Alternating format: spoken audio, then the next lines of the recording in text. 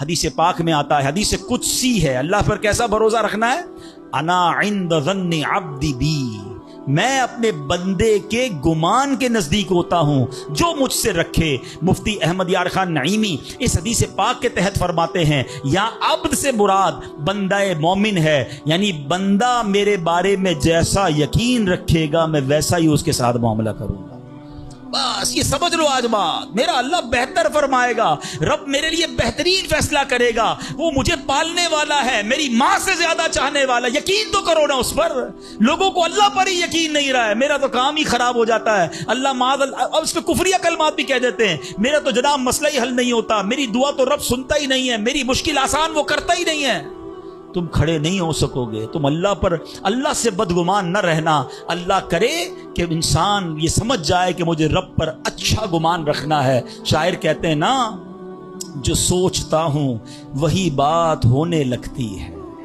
پوچھو پازیٹیو لوگوں سے، ان کے ساتھ پازیٹیو جب سوچتے ہیں پازیٹیو ہونے لگتا ہے۔ جو سوچتا ہوں وہی بات ہونے لگتی ہے، جڑا ہوا ہے زمانہ میرے گمان کے ساتھ۔ اچھا سوچو گے تمہیں اچھا ملے گا۔ اب غور فرمائیے، جب یہ ذہنی بندہ بنا لے یار سچ سے کاروبار نہیں چلتا، تو پھر آپ کو برکت کاروبار میں کیسے ملے گی؟ پہلے ہی آپ نے یقین کر لیا ہے۔ جب یہ ذہن بنا لے کہ نماز کے لیے وقت نکالا تو کام میں نقصان ہو جائے گا، تو پھر کام میں ترقی بھی نہیں ملے گی۔ اب ذہن بنا لیا کہ ترقی کے لیے صرف دنیا کی ڈگریاں کمانی ہیں، تو پھر قرآن کریم کی برکات کہاں سے نصیب ہوں گی؟ جب یہ ذہن بنا لیا کہ آج نیکی کا دور ہی نہیں ہے، کچھ لوگوں کا ذہن بن گیا ہے بھائی جناب کوئی نیکی کا دور نہیں ہے، تو پھر نیکی کی برکت بھی نہیں ملے گی۔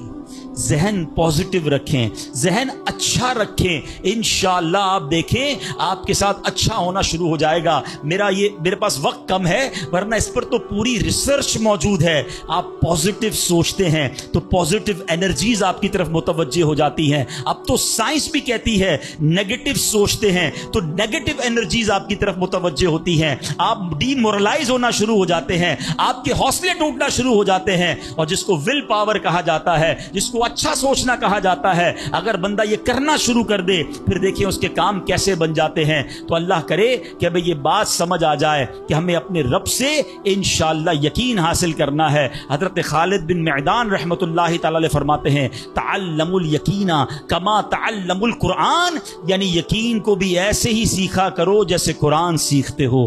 میں نے بھی اسے سیکھ کر حاصل کیا ہے۔ سبحان اللہ۔ اب یقین سیکھنے کے لیے، یقین حاصل کرنے کے لیے علماء نے بڑے طریقے لکھے۔ پہلے تو بندہ دعا کرے کہ اے اللہ مجھے اپنا یقین عطا فرما۔ بڑی پیاری دعا حضرت ابوبکر صدیق کیا کرتے تھے، اللہم حب لی ایمانا و یقینا و معافاتا و نیہ، اے اللہ مجھے پکا ایمان، پختہ یقین، عافیت اور سچی نیت عطا فرما۔ اللہ پاک سے دعا کرتے رہیں اور ایسے لوگوں کے ساتھ رہیں۔ آخری بات کر لیتا ہوں جناب، پرابلم پتہ ہے کیا ہے؟ ڈی مورلائز بندہ پتہ کہاں ہوتا ہے؟ اس کا یقین متزلزل کب ہوتا ہے؟ وہ کیسے شک اور شبے والی لائف میں آ جاتا ہے؟ یہ صحبت سے ملتا ہے۔ آپ جب اللہ پر پکا یقین کرنے والے لوگوں میں بیٹھتے ہیں نا، آپ کا یقین بھی بڑھنا شروع ہو جاتا ہے۔ یار اس کو اللہ پر کتنا بھروسہ ہے، بیمار ہے پھر بھی کہتا ہے میرا رب کریم ہے، پریشان ہے پھر بھی کہتا ہے اللہ کی رضا پر راضی ہوں، میرا رب سب ٹھیک کر دے گا۔ جب ایسے لوگوں کے ساتھ آپ بیٹھتے ہیں نا، آپ کا یقین توکل بھی مضبوط ہونا شروع ہو جاتا ہے، بندہ اسٹرانگ ہونا شروع ہو جاتا ہے۔ اور جب بندہ بیٹھتا اٹھتا ہی ایسے لوگوں میں ہے جو ہر وقت مایوسی کی باتیں کرتے ہیں، ہر وقت جناب آنے والے خطرات اور پریشانیوں کا ہی ذکر کرتے رہتے ہیں، ارے بھائی کچھ نہیں ہونا، سب برباد ہو گیا ہے، سب ختم ہو گیا، ان کے پاس جب بیٹھو ایسا لگتا ہے سب کچھ تباہ ہونے والا ہے۔ ایسے لوگوں کے ساتھ نہ بیٹھیں، حوصلے والے لوگوں کے ساتھ بیٹھیں، توکل والے لوگوں کے ساتھ بیٹھیں، اللہ سے محبت کرنے والوں کے ساتھ بیٹھیں، پھر دیکھیں انشاءاللہ آپ کے کام کیسے سیدھے ہو جائیں گے۔ ایک آخری بات چلے کر لیتا ہوں، اللہ پر بھروسہ، اللہ کے فیصلوں پر یقین کیسے حاصل ہو؟ مجھے یہ کیسے پتا چلے کہ یار یہ چیز میرے لیے بہتر ہے؟ میں نے کئی بار اپنے بیانات میں یہ اگزامپل دی ہے، میں دوبارہ دے دیتا ہوں، شاید کسی کے دل پر اثر کر جائے۔ میں مثال دیتا ہوں، ہمیں بعض اوقات بندہ پتہ ہے اللہ سے یقین کہاں ٹوٹتا ہے؟ جب بندہ دعائیں مانگتا ہے، التجائیں کرتا ہے، بڑی رو کر التجا کرتا ہے، مصیبت میں ہوتا ہے، اس کو کوئی چیز چاہیے ہوتی ہے اور اس کو نہیں ملتی ہے، تو بندہ کہتا ہے رب تو میری سنتا ہی نہیں ہے، اتنی دعائیں کی، مسجد میں جا کے کی، مکے مدینے میں جا کے کی، فلاں بزرگ سے بھی دعا کرے، نہیں ہو رہا میرا کام۔ جب بندے کا کام نہیں ہوتا نا تو اس کو لگتا ہے کہ یار میں اللہ پر کیسے بھروسہ کروں؟ یہاں جا کر شیطان حملہ کرتا ہے۔ اب آئیے اس وسوسے کو کیسے ختم کریں. آپ میں سے کئی ایسے مجھے نظر آ رہے ہیں جو والد ہوں گے یا بڑے بھائی ہوں گے. آپ کا کوئی چھوٹا بیٹا یا چھوٹا بھائی ہو اور بیمار ہو جائے, اس کو بخار ہو جائے, گلا خراب ہو جائے اور وہ رونے لگے کہ ابو میں نے آئس کریم کھانی ہے, میں نے ٹھنڈا شربت پینا ہے. اچھا بتائیے, آپ اسے ٹھنڈا شربت پلائیں گے؟ وہ رو رہا ہے آپ کے سامنے, آئس کریم کھلائیں گے اسے؟ جواب دیجئے. نہیں, وہ رونے دیں گے آپ اس کو. آپ کا ایک دوست برابر میں بیٹھا ہو اور کوئی کہے یار کیسے ظالم ابو ہیں, بچہ رو رہا ہے, دے دینا اسے آئس کریم. تو آپ ایک جواب دیتے ہیں, میں والد ہوں, مجھے پتا ہے اس کو کب کیا دینا ہے. ایسا ہی ہے نا. اب ذرا دل پر ہاتھ رکھ کے میرا جملہ سننا, تم والد ہو, تمہیں پتا ہے بیٹے کو کب کیا دینا ہے. میرے مالک کو نہیں پتا مجھے کب کیا دینا ہے. میں رو رہا ہوں, میں گر گڑا رہا ہوں, میں تڑپ رہا ہوں, وہ نہیں دے رہا. ارے یہی بہتر تھا. ہو سکتا ہے کہ میں جو مانگ رہا ہوں مجھے مل جاتا تو وہ میرے لیے اور برا ہوتا.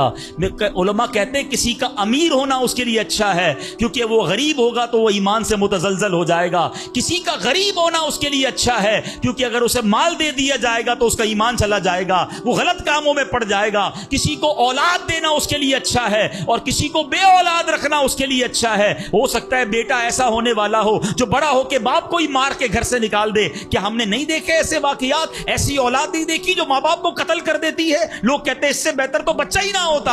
ارے رب بہتر جانتا ہے مجھے کیوں بیٹا نہیں مل رہا, مجھے کیوں بیٹی نہیں مل رہی, مجھے کیوں اولاد نہیں ہو رہی, مجھے کیوں مال نہیں مل رہا, میں اب تک گھر کیوں نہیں لے سکا. ہو سکتا ہے میرے رب نے اس کے بدلے میرے لیے بہت ساری نعمتیں رکھی ہوں. کاش یہ بات سمجھ آ جائے. مجھے ایک بات بتاؤ نا, میری ماں, آپ کی ماں, دنیا میں سب سے زیادہ ہم سے پیار کون کرتا ہے؟ ہماری ماں کرتی ہے. کبھی ماں ہمارے لیے غلط فیصلہ کر سکتی ہے؟ نہیں کر سکتی. ارے جو ماں میرا اچھا سوچتی ہے, اس ماں کے دل میں جس نے ممتا ڈالی ہے, جو کروڑوں ماؤں سے زیادہ مجھے چاہنے والا ہے, وہ میرے بارے میں کیوں نہ اچھا فیصلہ فرمائے گا. کاش یہ یقین آ جائے کہ جو رب نے کیا ہے وہی بہتر کیا ہے. سبحان اللہ. زندگی کا ایک اصول بنا لو, میرا کام, جب آپ کا کام ہو جائے نا تب بھی کہو اللہ کا شکر ہے, اور جب کام نہ ہو کہو جب بھی اللہ کا شکر ہے. میرے لیے یہی بہتر ہوگا. آپ مزے میں آ جاؤ گے. اللہ سے دوستی کر لو. اے میرے رب, جو تو نے فیصلہ کیا میں اس پر راضی ہوں. آپ کسی ٹینشن میں نہیں رہو گے. ہمارا پرابلم پتہ ہے کیا ہے؟ ڈیفنس کے لوگوں جانتے ہیں, کبھی گزرتے ہوں گے نا ڈیفنس کی گلیوں سے, یار یہ پلاٹ بہت اچھا مل رہا تھا, 4 سال پہلے یہ ریٹ تھا, میں لے لیتا, آج تو کتنی پرائس ہو گئی. یار وہ گاڑی 1 مہینہ پہلے لینے والا تھا, نہیں لی, گورنمنٹ نے پرائس بڑھا دی. یار یہ فیکٹری میں پہلے خرید لیتا. اسی ٹینشن میں رہتے ہیں, یہ کر لیتا, وہ کر لیتا. ارے نہیں کیا, نہیں ہوا, وہی میرے لیے بہتر تھا. جو رب نے دیا وہی میرے لیے بہتر ہے. خدا کی قسم, جس دن اللہ پر بھروسہ سیکھ لیا, رب سے دوستی کر لی, رب کے فیصلوں پر اطمینان تمہیں حاصل ہو گیا, زندگی کے بہت سارے غم ختم ہو جائیں گے. جو بھی ہوگا وہ رب کی طرف سے ہے. ارے جب حضرت ابراہیم آگ میں ڈالے جا رہے ہیں, جبریل امین آ کے پوچھتے, بتاؤ اے ابراہیم تمہاری کوئی مدد کر سکتا ہوں, کوئی حاجت ہے؟ فرماتے مجھے کوئی حاجت نہیں. کہا اللہ سے تو کہہ دو کہ رب دیکھ رہا ہے, اس کا دیکھنا میرے مانگنے سے بہتر ہے. ہائے ہائے اللہ, حضرت ابراہیم کے اس یقین کا کوئی ذرہ عطا فرما دے, اس توکل کا کوئی حصہ عطا فرما دے. باتیں تو ہم بڑی بڑی کرتے ہیں, مگر جب سر پہ پڑتی ہے, جب کوئی مشکل آتی ہے, پھر ہمارا یقین ہل جاتا ہے. اللہ مجھے بھی اور آپ کو بھی اپنی سچی محبت عطا فرمائے, سچا یقین عطا فرمائے, سچا بھروسہ عطا فرمائے. اور یقین کریں جس دن رب پر بھروسہ مل گیا, آپ کی مشکل, آپ کی غم کی آگ باغ بننا شروع ہو جائے گی, آپ کی مشکلیں آسان ہونا شروع ہو جائیں گی. حضرت ابو مسلم خولانی رحمت اللہ تعالی علیہ, ان کو امت کا حکیم کہا جاتا تھا. بڑے کمال کی شخصیت اور بڑے عقل مند اور دانا تھے. آپ کے دور میں, آپ یمن میں رہتے تھے اور آپ تابعی بزرگ ہیں. تابعی کس کو کہتے ہیں؟ جس نے کسی صحابی کو ایمان کی حالت میں دیکھا ہو اور اس کا خاتمہ بھی ایمان پر ہی ہوا ہو. تابعی, سبحان اللہ, وہ تابعی بزرگ تھے, یمن میں رہتے تھے. آپ کے دور میں ایک شخص تھا اسود انسی. اس بندے نے معاذ اللہ نبوت کا جھوٹا دعویٰ کر دیا اور ایک دن زبردستی آپ کو اپنے پاس بلایا اور پوچھا کہ کیا تم گواہی دیتے ہو کہ محمد صلی اللہ تعالی علیہ وسلم اللہ کے رسول ہیں؟ کہا ہاں بالکل, میرے آقا علیہ الصلوۃ والسلام اللہ کے نبی ہیں, سچے نبی ہیں, وہ میرے آقا ہیں, میں ان پر ایمان رکھتا ہوں. تو پھر وہ کہتا اچھا یہ گواہی دیتے ہو کہ میں بھی اللہ کا رسول ہوں؟ حضرت ابو مسلم خولانی کہتے ہیں کہ میں نے نہیں سنا تم کیا کہتے ہو، یعنی سنا ہی نہیں اس کی بات، سنی انسنی کر دی۔ اسود انسی کو بڑا غصہ آیا، اس نے فوراً حکم جاری کیا کہ بڑی اور خوفناک آگ جلائی جائے۔ آگ جلائی گئی، ابو مسلم رحمت اللہ تعالی کو اس دہکتی آگ میں ڈال دیا جائے، حکم دے دیا۔ آپ کا ایمان ٹس سے مس نہیں ہوا، آپ کھڑے رہے اور آپ کو اٹھا کر آگ میں ڈال دیا گیا۔ سبحان اللہ، جس رب نے حضرت ابراہیم کے لیے آگ کو ٹھنڈا کیا تھا نا، گلزار کیا تھا، ابو مسلم خولانی رحمت اللہ تعالی کے لیے بھی وہ آگ سلامتی والی ہو گئی، بالکل صحیح سلامت آگ سے باہر آ گئے۔ اسود انسی نے جب یہ دیکھا کہ یہ اتنی بڑی کرامت، اب یہ لوگوں کو پتہ چل جائے گا تو میری تو نبوت کا جو دعویٰ ہے وہ بیڑا غرق ہی ہو جائے گا، تو ان کو آزاد بھی کر دیا اور کہا کہ فوراً یہاں سے آپ چلے جائیں۔ تو آپ کو یمن سے نکال دیا، آپ یمن سے نکلے اور مدینہ منورہ حاضر ہو گئے۔ غلامی میں نہ کام آتی ہے شمشیریں نہ تدبیریں، غلامی میں نہ کام آتی ہیں نہ شمشیریں نہ تدبیریں، جو ہو ذوق یقین پیدا تو کٹ جاتی ہیں زنجیریں، کوئی اندازہ کر سکتا ہے اس کے زور بازو کا، نگاہ مرد مومن سے بدل جاتی ہے تقدیر۔ ایک قافلہ تھا، 3 افراد ہیں، بلکہ اس میں سبحان اللہ 4 افراد ہیں، حضرت ابراہیم، حضرت اسماعیل، بی بی ہاجرہ، اور چوتھے کون تھے؟ حضرت جبرائیل۔ حضرت جبرائیل راستہ بتا رہے ہیں، یہ پورا قافلہ پیچھے پیچھے جا رہا ہے، کہاں جا رہا ہے؟ حضرت جبرائیل سے حضرت ابراہیم کو اتنا شوق تھا، پوچھتے ہیں اے جبرائیل ہماری منزل آ گئی؟ کہتے ہیں ابھی اور آگے، ہماری منزل آ گئی؟ کہتے ہیں ابھی اور آگے۔ لکو دک صحرا میں ایک ٹیلے پر جا کر، کون سی جگہ تھی جہاں آج مکہ آباد ہے؟ کچھ بھی نہیں تھا، کعبہ بھی نہیں تھا، اسی ٹیلے والی جگہ پر بعد میں کعبہ بنایا گیا۔ بالکل صحرا ہے، نہ پانی ہے نہ کھانا ہے۔ حضرت جبرائیل نے بتایا اے ابراہیم تمہارا مقام آ گیا ہے۔ حضرت ابراہیم کی اطاعت دیکھیں کہ وہ بیٹا جو 99 سال کی عمر میں دعاؤں کے بعد ملا ہے، حضرت اسماعیل آپ کو 99 سال دعا کرتے کرتے گزر گئے، پھر ملے تھے، مگر حکم کیا تھا کہ اپنے بیٹے کو، اپنی زوجہ کو وہاں چھوڑ آؤ۔ حضرت ابراہیم اپنی زوجہ کو، اپنے بیٹے کو جب چھوڑ کر جاتے، تھوڑے سے کھجورے ہیں، پانی ہے، تو بی بی ہاجرہ کیا کہتی ہیں؟ 3 بار کہا کہ ابراہیم کس کے سہارے چھوڑے جا رہے ہیں، کس کے سہارے چھوڑے جا رہے ہیں؟ حضرت ابراہیم نے جواب نہیں دیا، تو آخر میں کہتی ہیں اللہ امرک بہذا، اے اللہ کے نبی، کہ اللہ پاک نے آپ کو اس کا حکم دیا ہے؟ آپ نے کہا مجھے رب نے حکم دیا ہے۔ اب یقین دیکھیں اس خاتون کا، اس ماں کا یقین دیکھیں جس کا چھوٹا بچہ ساتھ ہے، دودھ پیتا بچہ ساتھ ہے، نہ کوئی انسان نہ پرندہ، مگر جب حضرت ابراہیم نے کہا نا کہ ہاں رب کا حکم ہے، تو کیا کہا؟ اے اللہ پاک کے نبی، اگر یہ اللہ پاک کا حکم ہے تو پھر آپ خیر سے جائیں، اللہ ہمیں ضائع نہیں کرے گا۔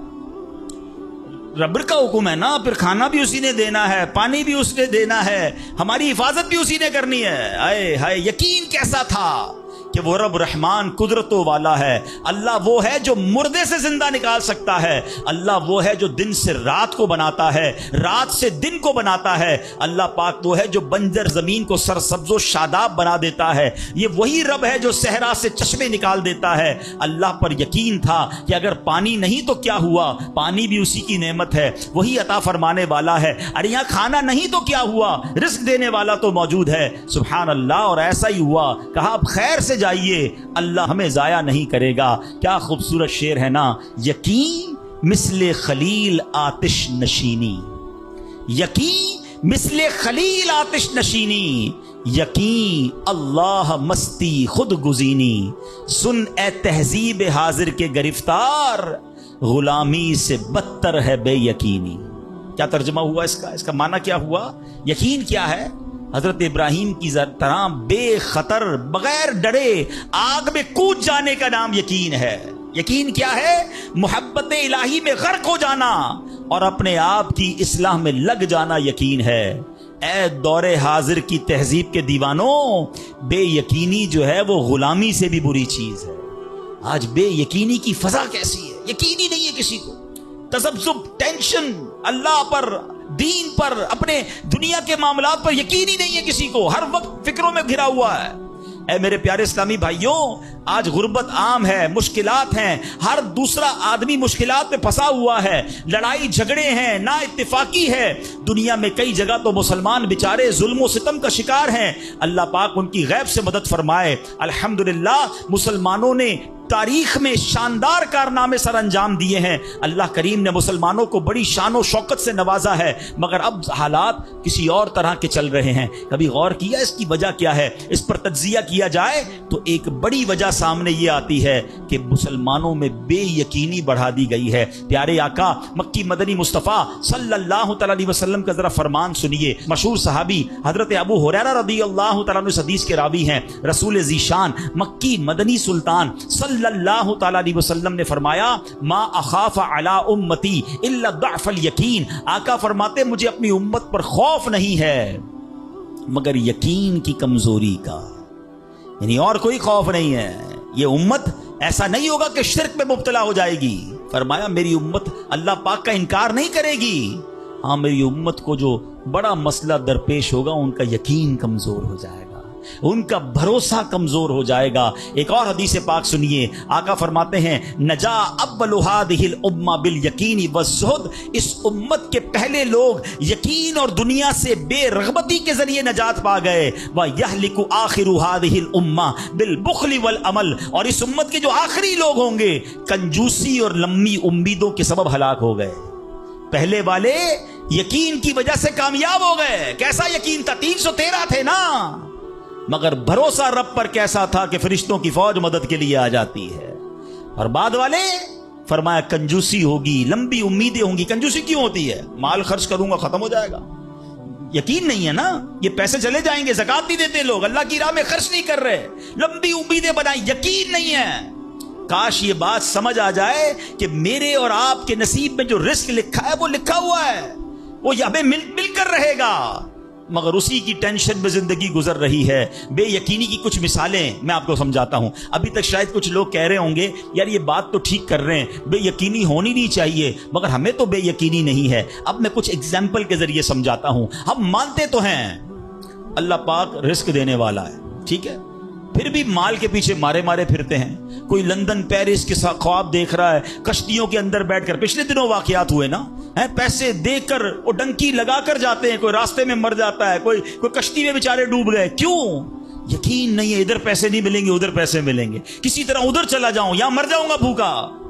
ذرا غور کیجئے، اے میرے پیارے اسلام کو سود کا کام کرتا ہے، کیوں کرتا ہے سود کا کام؟ یقین نہیں ہے نا کہ حلال کماؤں گا تو پیچھے رہ جاؤں گا۔ ملاوٹ، رشوت، ڈاکہ، چوری، اگر ان تمام غلط کاموں کے پیچھے آپ دیکھیں تو یقین نہیں ہوتا کہ یار ملاوٹ نہیں کروں گا تو مال نہیں بکے گا، پیسے والا کیسے بنوں گا، غریب ہی رہ جاؤں گا۔ یقین ختم ہو گیا ہے، جس کی وجہ سے ہر دوسرے آدمی کو جناب غلط کام کرنا ہے۔ آگے چلیے، ہم مانتے ہیں نماز دنیا بھی سنوار دیتی ہے، آخرت بھی سنوار دیتی ہے، سنتے بھی ہیں بولتے بھی ہیں، مگر نماز پر دنیا کو ترجیح دیتے ہیں۔ یار نماز پڑھوں گا تو کاروبار پہ دکان پہ کون بیٹھے گا؟ نماز پتہ ہے آخرت اور دنیا سنوار دے گی، یقین نہیں ہے۔ اسی طرح ہم مانتے ہیں کہ مسلمان کی ترقی قرآن پر عمل کرنے میں ہے، مگر نہ قرآن خود پڑھتے ہیں نہ اپنے بچوں کو پڑھاتے ہیں۔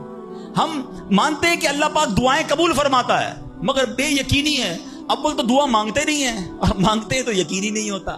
اب یقین کریں، علماء نے لکھا ہے کہ جو بندہ بغیر یقین کے ساتھ دعا مانگتا ہے نا اس کی دعا قبول ہی نہیں ہوتی ہے۔ یعنی مثال دیتا ہوں، آپ بیمار ہیں یا پریشان ہیں یا کوئی مشکل میں ہیں، دعا کرتے ہوئے یہ خیال آ رہا ہے یار مسئلہ حل ہونا تو نہیں ہے، چلو پھر بھی مانگ لیتے ہیں۔ علماء کہتے ہیں حل ہی نہیں ہونا ہے، تمہیں رب پر ہی بھروسہ نہیں ہے۔ اب مثال دیتا ہوں اس کو ایک بلا تمثیل، آپ کا کوئی ملازم ہے، اس کو پیسوں کی ضرورت ہے اور وہ آپ کے پاس آ کے کہتا ہے صاحب 5000 روپے کی ضرورت ہے، مجھے لگتا تو نہیں آپ دیں گے، چلیں پھر بھی آپ سے مانگ ہی لیتا ہوں۔ آپ بتائیں آپ اس کو پیسے دیں گے یا ڈانٹ دیں گے کہ جب تمہیں مجھ پر یقین ہی نہیں ہے تو آئے کیوں میرے پاس؟ مجھے لگتا تو نہیں آپ میری مدد کریں گے، چلیں پھر بھی آپ سے کہہ دیتا ہوں میری مدد۔ پہلے ہی آپ نے اس بندے کو ناراض کر دیا نا۔ ہم کہتے نہیں ہیں مگر ہماری بے یقینی یہ کہہ رہی ہوتی ہے اور اللہ سے دعا کر رہے ہوتے ہیں کہ اللہ مجھے امید تو نہیں تو دے گا پھر بھی میں مانگ رہا ہوں۔ توبہ توبہ توبہ۔ یقین پتہ ہے کیسے کام کرواتا ہے؟ ایک بڑا پیارا واقعہ ہے، ایک گاؤں میں بارش نہیں ہو رہی تھی اور لوگ پیاسے مر رہے تھے، کئی سال ہو گئے بارش نہیں ہو رہی تھی۔ آخر کار گاؤں والوں نے پلان کیا کہ سارے گاؤں والے جمع ہوتے ہیں اور مل کر دعا کرتے ہیں. نماز استسقا اور اس کا ایک پورا طریقہ ہے دعا کا. ایک قطرہ بارش کا نہیں پڑ رہا تھا, مویشی بھی پیاسے, لوگ بھی پیاسے, کنویں بھی سوکھ گئے تھے. اب جب گراؤنڈ میں لوگ جمع ہوئے نا تو ایک نوجوان ہاتھ میں چھتری لے کر آیا. لوگ اس کا مذاق اڑانے لگے, ارے اللہ کے بندے, سالوں ہو گئے بارش نہیں ہوئی ہیں, تم چھتری لے کر آئے ہو. تو کہتا مانگنے کس سے آیا ہوں, اس رب نے بارش تو دینی ہے, واپسی کیا بھیگتا ہوا جاؤں گا. اور علماء کہتے ہیں جب دعا شروع ہوتی ہے تو اتنی بارش ہوتی ہے کہ پورا گاؤں بھیگتا جاتا ہے, وہ نوجوان چھتری کے سائے میں جا رہا ہے. فرمایا یہ اس نوجوان کا یقین تھا جس کی وجہ سے یہ بارش ہوئی ہے. کاش یہ بات سمجھ آ جائے. ارے رب پر بھروسہ نہیں کرو گے تو کس پر بھروسہ کرو گے؟ اپنے دین پر, اللہ رسول کے فرمان پر ہی ہمیں بھروسہ نہیں ہے. غور کیجئے, یہ یقین لے آؤ واپس, زندگی میں موج آ جائے گا. زندگی اتنی پرسکون ہو جانی ہے اگر اللہ کے فیصلوں پر یقین آ جائے, اللہ کی عطاؤں پر یقین ہو جائے, آخرت کے وعدوں پر یقین ہو جائے, نبی پاک کی حدیثوں پر یقین ہو جائے. اعلیٰ حضرت رحمت اللہ تعالی علیہ کا کیسا یقین تھا. ایک بار غالباً اپنی والدہ کے ساتھ حج پر جا رہے تھے. اس زمانے میں پانی کے شپ جاتے تھے. اتنا زبردست رف سی ہو گیا, طوفان آ گیا, لوگ ڈر گئے, کلمے پڑھنے لگے, یہاں تک کہ لوگوں نے کفن نکال لیے کہ چلو کفن پہن لے, ڈوبنے والا ہے جہاز. اعلیٰ حضرت امام اہل سنت مفتی ہیں, ٹھیک ہے نا, اتنے بڑے مفتی ہوتے ہوئے آپ نے بھی والدہ کو کہا میں اللہ کی قسم کھا کر کہتا ہوں جہاز نہیں ڈوبے گا. تھوڑی دیر ہوئی تو ایسا ہی ہوا, جہاز کو کام ڈاؤن ہو گیا, سب خیر سے پہنچ گیا. تو ماں نے کہا بیٹا اتنی بڑی قسم کیسے کھا لی تم نے؟ کہ میں نے نبی پاک علیہ الصلوۃ والسلام کا فرمان سنا ہے, جو کشتی میں بیٹھ کر یہ دعا پڑھ لے, بسم اللہ مجریہا و مرساہا ان ربی لغفور الرحیم, وہ کشتی نہیں ڈوبے گی. میں اللہ کی قسم کھا کے کہتا ہوں کہ میرے نبی نے فرمایا نا, وہ یقین تھا. ہم کتنی بار دعا پڑھتے ہیں مگر دعا پڑھ کے بھی کہتے ہیں پتہ نہیں قبول ہوگی نہیں ہوگی, پڑھ لیتے ہیں. یہ والی چیز نکال دیں. وظیفے ہمارے کیوں نہیں لگتے؟ لوگ کہتے ہیں وظیفہ پڑھ رہا ہوں مسئلہ نہیں ہو رہا, تعویذ لیا پھر بھی مسئلہ. تعویذ پہنتے وقت بھی خیال ہی ہوتا ہے چلو یار پہن لیتے ہیں, پتہ نہیں ہونا ہے نہیں ہو تو کچھ نہیں ہونا. وظیفہ پڑھ لیں اور کہہ رہے پتہ نہیں ہوتا. پہلے یقین لائیں. اچھا ڈاکٹر بھی یہی کہتے ہیں, یہ صرف اب یہ وظائف اور ان چیزوں میں نہیں, آپ اگر ڈاکٹر پر بھی یقین نہ رکھیں نا کہ یار اس کی دوائی پتہ نہیں کام کرتی ہے نہیں کرتی, کیونکہ بہت ساری چیزوں کے پیچھے یقین, ول پاور. بڑا خوبصورت جملہ میں نے کتاب میں پڑھا تھا کہ جو لوگ کہتے ہیں یہ ہو جائے گا ان سے ہو جاتا ہے, جو لوگ کہتے ہیں یہ نہیں ہوگا ان سے نہیں ہوتا ہے. کاش یہ بات سمجھ آ جائے آپ کو. ہو جائے گا, اب کر لو گے. بڑے بڑے کام لوگ کر جاتے ہیں, میں کر لوں گا انشاءاللہ, پتہ نہیں ہوگا نہیں ہوگا, ٹرائی کر لیتا ہوں, پہلے ہی سمجھ لو نہیں ہوگا. اندر حوصلہ تو لائیں نا, یقین تو لائیں. اگر رب پر ہی بھروسہ نہیں ہوگا تو ہم کدھر جائیں گے؟ صدیق اکبر رضی اللہ تعالیٰ عنہ, مسلمانوں کے پہلے خلیفہ, جب آپ نے یہ آیت پڑھی نا قرآن پاک میں, اللہ ارشاد فرماتا ہے وما من دابۃ فی الارض الا علی اللہ رزقها, اللہ فرماتا ہے اور زمین پر چلنے والا کوئی جاندار ایسا نہیں جس کا رزق اللہ کے ذمہ کرم پر نہ ہو. آپ فرماتے کہ جب سے میں نے یہ آیت پڑھ لی, خدا کی قسم میں نے روزی کی فکر کرنا چھوڑ دی ہے. کہ جب اللہ نے ہر کسی کا رزق اپنے ذمے پہ لے لیا تو مجھے کس بات کی ٹینشن ہے؟ کاش ہمیں یہ بات سمجھ آ جائے کہ ہمیں اب ذرا غور کریں.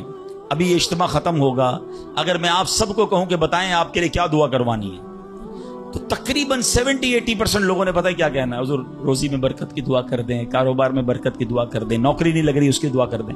میں نہیں کہتا یہ دعا نہیں کرنی چاہیے, اللہ سے نہیں مانگیں گے تو کس سے مانگیں گے؟ لیکن کوئی تو کہے کہ میری ایمان پر موت کے لیے دعا کر دیں, میری قبر جنت کا باغ بن جائے اس کے لیے دعا کر دیں, میں آخرت میں جاؤں تو اللہ مجھ سے راضی ہو جائے اس کے لیے دعا کر دیں. فرق دیکھیں, میری اور آپ کی ٹینشن کیا ہے؟ دنیا, روزی, مال. حالانکہ اس کا وعدہ ہے, دانے دانے پر لکھا ہے کھانے والے کا نام, مجھے مل کر رہے گا. مگر اللہ نے مغفرت کا وعدہ نہیں کیا ہے. اس کی دعا کہاں ہے؟ اس کی ٹینشن کیوں نہیں ہے؟ ایسے کئی لوگ مجھے بھی ملے, آپ کو بھی ملے ہوں گے, یار رات کو نیند نہیں آ رہی, کیوں؟ بس یار کاروبار کی ٹینشن بہت ہے. کبھی زندگی میں ایک رات میری اور آپ کی ایسی گزری اس ٹینشن میں نیند نہ آئی ہو کہ قبر میں جاؤں گا تو قبر جنت کا باغ بنے گی یا دوزخ کا گھڑا بنے گی؟ کلمے والی موت ملے گی کہ نہیں؟ जन्नत में जाऊंगा या दोजख में जाऊंगा? मीज़ान अमल पर जब अमाल तोले जाएंगे, गुनाह का पलड़ा भारी होगा या नेकियों का पलड़ा भारी होगा? यार आज जून जुलाई की गर्मी, हीट स्ट्रोक की बातें हो रही हैं, 50 डिग्री में हाल बुरा हो गया। सूरज 1 मील पर जब होगा और लोगों की प्यास जबान से बाहर जबानें आएंगी, मुझे जामे कौसर ना मिला तो मेरा क्या बनेगा? कभी इसकी टेंशन, इसका वादा नहीं है। ये अल्लाह से दुआ करनी है, इसके लिए कोशिश करनी है। सारी जिंदगी एक ही टेंशन, छोटा घर है तो बड़ा करना है, कारोबार को वसी करना है और आमदनी। और मैं नहीं कहता दुआ ना करें, कोशिश ना करें, खुदा ना खास्ता इसका कोई ये मतलब ना ले कि चलो भाई अब तो अल्लाह ने अपने जिम्मा करम पर ले लिया तो अब कोई काम काज नहीं करना। नहीं, दुनिया आलम असबाब है, असबाब का कशकोल लेकर बारगाह इलाही में जाना है और तवक्कुल वाले अंदाज में दुआ करनी है तो अपनी रहमत के समुंदर से हमारे असबाब के कशकोल में वो हमारी रोजी अता फरमाएगा। असबाब इख्तियार जरूर करने, मगर इसी फिक्र में जिंदगी तो बर्बाद ना कर देना कि सारा सुबह से लेकर शाम तक एक ही टेंशन। भरोसा रखे रब पर, यकीन रखे रब पर। आज हाल ये है, बच्चा पैदा हो जाए तो टेंशन, ओहो अब मेरा बच्चा हो गया, इसकी आगे परवरिश में कैसे करूंगा, इसकी तालीम का क्या होगा, और खास तौर पे बच्ची पैदा हो जाए तो ऐसे बदबख्त लोग हैं कि अब जनाब बीवी को बुरा भला कह रहे हैं, खानदान में झगड़े हो रहे हैं बच्ची के पैदाइश पर कि अब इसकी शादी कैसे होगी, ये तो बोझ आ गई है। माअल्लाह, समझ नहीं आती कि जिस रब ने बच्ची दी है इंशाअल्लाह रिस्क भी वही देगा, असबाब भी वही देगा। अरे जब इसने मुझे पाला है वो इसको भी पालेगा।